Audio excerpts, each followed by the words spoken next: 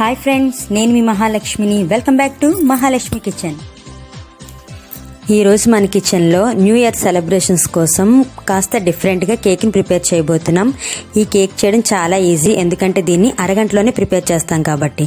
So ఇంత ఈజీగా half an అవర్లో మనం కేక్ని ఎలా ప్రిపేర్ చేసుకోవాలో ఇప్పుడు మనం చూసేద్దాం. మరి ఆలస్యం చేయకుండా ప్రాసెస్లోకి వెళ్ళిపోదాం. ముందుగా కేక్ ప్రిపేర్ చేయడం కోసం ఒక మిక్సింగ్ బౌల్ తీసుకొని ఇందులో ఒక జల్లెడ పెట్టుకొని 1 కప్పు మైదా పిండి తీసుకొని జల్లించుకోవాలి. నేను ఇక్కడ పెద్ద కప్పుతో మైదా పిండి తీసుకుంటున్నాను. ఈ పిండిని ఉండలు లేకుండా ఉండడం కోసం ఇలా జల్లించుకుంటే చాలా సాఫ్ట్గా వస్తుంది. ఇప్పుడు దీనిలో మనం ఏ కప్పుతో అయితే మైదా పిండి తీసుకున్నామో అదే కప్పుతో షుగర్ పౌడర్ని తీసుకోవాలి. ఈ షుగర్ పౌడర్ కోసం 1/4 కప్పు పంచదార తీసుకొని మిక్సీలో వేసుకుంటే కప్పు షుగర్ పౌడర్ రెడీ అయిపోతుంది. ఇప్పుడు ఈ పౌడర్ని కూడా మనం జల్లెడలో వేసుకొని జల్లించుకోవాలి. ఈ షుగర్లో ఏమైనా ఉండల్లాంటివి ఉంటే అవి కూడా సపరేట్ అయిపోతాయి. అలా చేస్తేనే మనం చేసే కేక్ అనేది చాలా సాఫ్ట్గా వస్తుంది. ఇప్పుడు దీనిలో 1 spoon baking powder, 1/2 spoon baking soda, కొద్దిగా టేస్ట్ కోసం సాల్ట్ వేసుకొని జల్లించుకోవాలి. ఇలా జల్లించుకున్న పిండిని పక్కన పెట్టుకోవాలి. ఇప్పుడు కేక్ బ్యాటర్ కలుపుకోవడం కోసం ఒక గిన్నె తీసుకోవాలి. ఈ గిన్నెలో ముందుగా మనం ఏ కప్పుతో అయితే మైదా తీసుకున్నామో ఆ కప్పులో 1/2 వంతు సన్ఫ్లవర్ ఆయిల్ని తీసుకోవాలి. ఇప్పుడు దీనిలో 1/2 కప్పు పెరుగుని యాడ్ చేసుకోవాలి. పెరుగు యాడ్ చేసిన తర్వాత దీన్ని బాగా స్పూన్తో కలుపుకోవాలి. పెరుగుకు బదులుగా నేను ఇక్కడ ఎగ్లెస్ చేస్తున్నాను కాబట్టి పెరుగు యూజ్ చేశాను. అదే ఎగ్తో చేయాలనుకుంటే 2-3 గుడ్లను పగలగొట్టుకొని ఇందులో వేసుకోవచ్చు. ఈ విధంగా క్రీమీ స్ట్రక్చర్ వచ్చే వరకు దీన్ని బాగా కలుపుకోవాలి.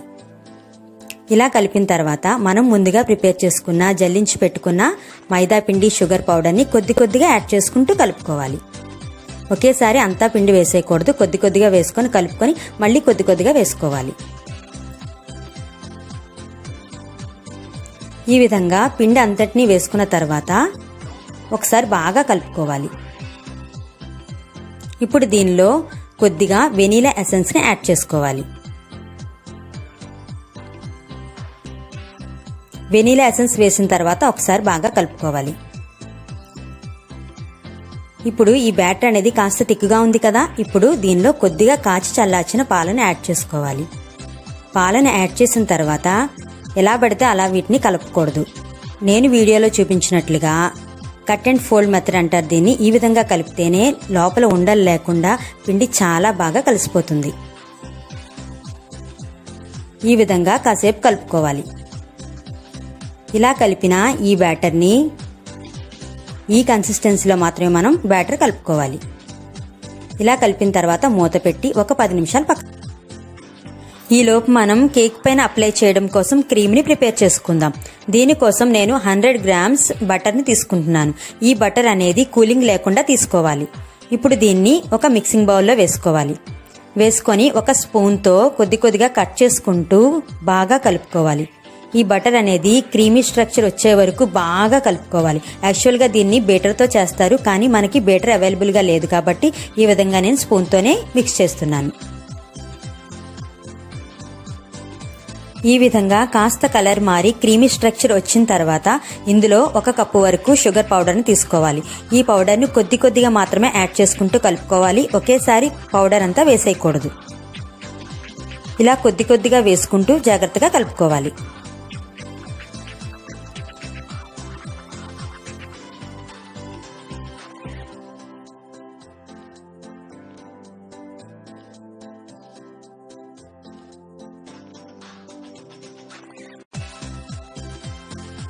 ఈ క్రీమ్ని బాగా కలిపిన తర్వాత ఇందులో కొద్దిగా వెనీలా ఎసెన్స్ని కూడా యాడ్ చేసుకోవాలి.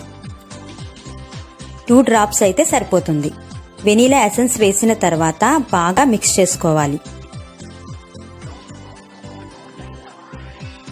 ఈ క్రీమ్ చాలా థిక్గా ఉంది కాబట్టి దీనిలో కొద్దిగా కాచి చల్లార్చిన పాలను యాడ్ చేసుకోవాలి. ఈ పాలను కొద్దిగా యాడ్ చేసుకుంటూ కలుపుకోవాలి.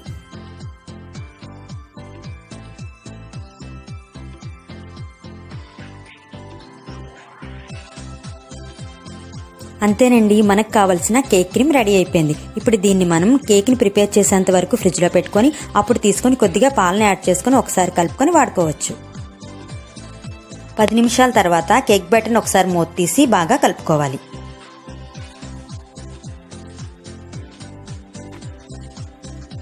ఇప్పుడు స్టవ్ వెలిగించుకొని ప్యాన్ వేసుకోవాలి. యాక్చువల్గా కుక్కర్లో కానీ ఓవెన్లో కానీ కేక్ ప్రిపేర్ చేస్తే ఖచ్చితంగా 45 మినిట్స్ పడుతుంది. అలా కాకుండా 5 నిమిషాల్లోనే ఫాస్ట్గా అయిపోవడం కోసం ఈ విధంగా నేను ప్యాన్ కేక్స్ ప్రిపేర్ చేస్తున్నాను. ఇప్పుడు మనం ప్యాన్ కాస్త వేడెక్కిన తర్వాత 2 లేదా 3 డ్రాప్స్ ఆయిల్ వేసుకోవాలి. ఇప్పుడు దీన్ని టిష్యూతో బాగా తుడుచుకోవాలి. ఇప్పుడు దీనిపైన మనం ముందుగా ప్రిపేర్ చేసుకున్న కేక్ బ్యాటర్ని ఒక పెద్ద గరిటెడ్ నిండుగా వేసుకోవాలి. కేక్ బ్యాటర్ వేసిన తర్వాత ఫ్లేమ్ని ఖచ్చితంగా లో ఫ్లేమ్లోనే పెట్టుకోవాలి, హై ఫ్లేమ్లో పెట్టకూడదు. ఈ విధంగా ఇది బాగా స్ప్రెడ్ అయిన తర్వాత దీనిపైన మూత పెట్టుకొని 2-3 నిమిషాల పాటు ఉడకనివ్వాలి. 3 నిమిషాల తర్వాత మనం మూత తీసి చూద్దాం. చూసారు కదా ఎంత ఫ్లఫీగా ఎంత బాగా పొంగిందో. ఇప్పుడు దీన్ని మనం రెండో వైపుకి టర్న్ చేసుకుందాం. రెండో వైపు టర్న్ చేసిన తర్వాత 1 నిమిషం పాటు మూత పెట్టి ఉడకనివ్వాలి. 1 నిమిషం తర్వాత మనం మూత తీసి చూద్దాం. కేక్ బాగా ఉడికిపోయింది. ఇప్పుడు దీన్ని మనం వేరే ప్లేట్లోకి తీసుకుందాం. చూసారు కదా కేక్ ఎంత ఫ్లఫీగా వచ్చిందో. ఇదే విధంగా మిగిలిన బ్యాటర్ని కూడా మనం కేక్లా వేసుకోవాలి. ఈ విధంగా మనం ప్రిపేర్ చేసుకున్న కేక్ బ్యాటర్ అంతా కూడా ప్యాన్ కేక్స్లా వేసుకొని తీసుకోవాలి. మొత్తం మనం ప్రిపేర్ చేసుకున్న కేక్ బ్యాటర్కి 4 ప్యాన్ కేక్స్ వచ్చాయి. ఈ ప్యాన్ కేక్స్ అన్నీ కూడా చాలా ఫ్లఫీగా వచ్చాయి, ఇంకా చాలా స్పాంజ్లా కూడా వచ్చాయి. చూడండి ఎంత బాగున్నాయో. ప్రెస్ చేస్తుంటే చాలా స్మూత్గా తగులుతుంది కదా. మనం చాలా ఈజీగా ప్రిపేర్ చేసుకున్నాం. ఇప్పుడు మనం షుగర్ సిరప్ని ప్రిపేర్ చేసుకుందాం. దీనికోసం ఒక గిన్నె తీసుకొని ఇందులో 4 స్పూన్ల పంచదార తీసుకోవాలి. ఇందులో కొద్దిగా వాటర్ని యాడ్ చేసుకొని దీన్ని మనం స్టవ్ వెలిగించుకొని స్టవ్ పైన పెట్టుకోవాలి. ఇప్పుడు దీన్ని బాగా పంచదార కరిగేలా కలిపి బాగా మరిగించుకోవాలి. ఈ విధంగా పంచదార అంతా బాగా కరిగి వాటర్ బాగా మరుగుతున్నప్పుడు స్టవ్ ఆఫ్ చేసుకోవాలి. ఇప్పుడు మనం ఫ్రిడ్జ్లో పెట్టిన క్రీమ్ని బయటకు తీసుకొని అవసరమైతే స్ట్రక్చర్ని చూసి కొద్దిగా పాలను యాడ్ చేసుకొని బాగా మిక్స్ చేసుకోవాలి. ఇప్పుడు మనం ఒక పళ్ళెంలో ఒక ప్యాన్ కేక్ పెట్టుకోవాలి. ఇప్పుడు దీనిపైన మనం ప్రిపేర్ చేసుకున్న షుగర్ సిరప్ని కొద్దిగా అప్లై చేసుకోవాలి. ఈ విధంగా షుగర్ సిరప్ వేయటం వల్ల కేక్ అనేది డ్రై అయిపోకుండా చాలా సాఫ్ట్గా స్మూత్గా ఉంటుంది, చాలా టేస్టీగా ఉంటుంది. ఇలా షుగర్ సిరప్ను అప్లై చేసుకున్న తర్వాత మనం ముందుగా ప్రిపేర్ చేసుకున్న క్రీమ్ని కొద్దిగా అప్లై చేసుకోవాలి.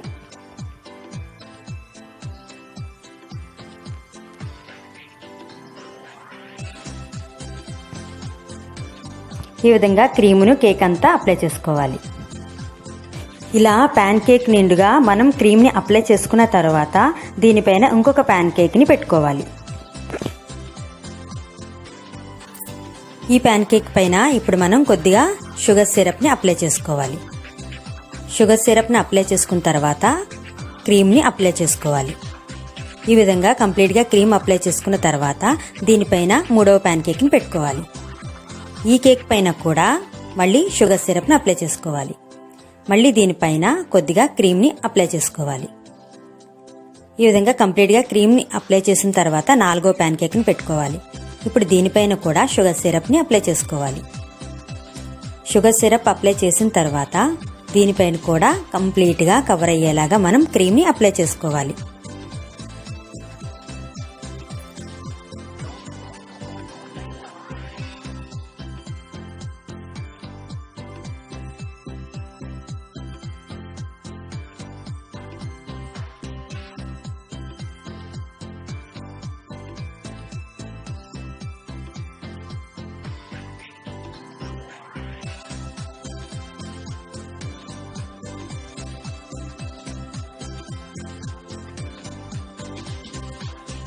ఈ విధంగా కేక్ అంతా క్రీమ్ని అప్లై చేసిన తర్వాత మనకి ఈ కేక్ అనేది లైట్ కలర్లో ఉంది కాబట్టి దీనిపైన డార్క్ కలర్లో మనకి బాగా అట్రాక్టివ్గా కనిపించడం కోసం డార్క్ కలర్ బిస్కెట్స్ ఏమైనా తీసుకొని దాన్ని మిక్సీ జార్లో వేసుకొని మెత్తగా పౌడర్లా మిక్సీ పట్టుకోవాలి. ఈ విధంగా మెత్తగా పౌడర్లా మిక్సీ పట్టుకున్న తర్వాత దీన్ని ఒక గిన్నెలోకి తీసుకోవాలి. ఇప్పుడు ఈ కేక్ పైన ఈ పౌడర్తో మనకు నచ్చినది ఏదైనా రాసుకోవచ్చు. హ్యాపీ న్యూ ఇయర్ కానీ, న్యూ ఇయర్ కానీ, 2021 కానీ రాసుకోవచ్చు. నేనైతే 2021 రాయాలి అనుకుంటున్నాను. ఇప్పుడు దీనిపైన కాస్త ఆనవాళ్ళ కోసం ఒక చాక్ కానీ, టూత్ పిక్ కానీ తీసుకొని 2021 అని పెట్టుకుంటున్నాను. ఈ విధంగా పెట్టుకుంటే దానిపైన పౌడర్తో రాయడం చాలా ఈజీ అయిపోతుంది.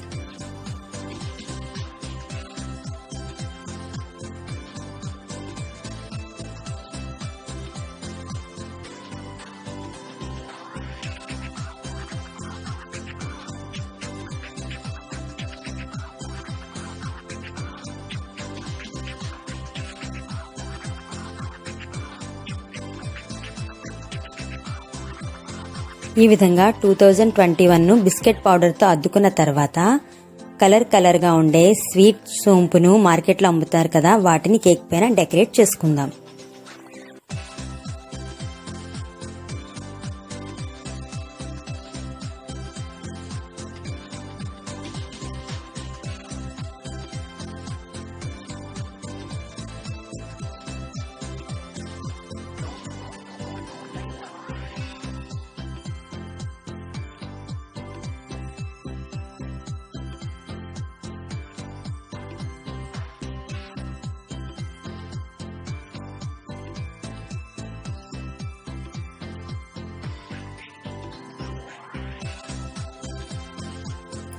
అంతేనండి, చాలా ఈజీగా మనం న్యూ ఇయర్ కోసం కేక్ని ప్రిపేర్ చేసుకున్నాం. చూసారు కదా మనం ప్యాన్ కేక్స్తో ఎంత ఈజీగా కేక్ని ప్రిపేర్ చేసామో.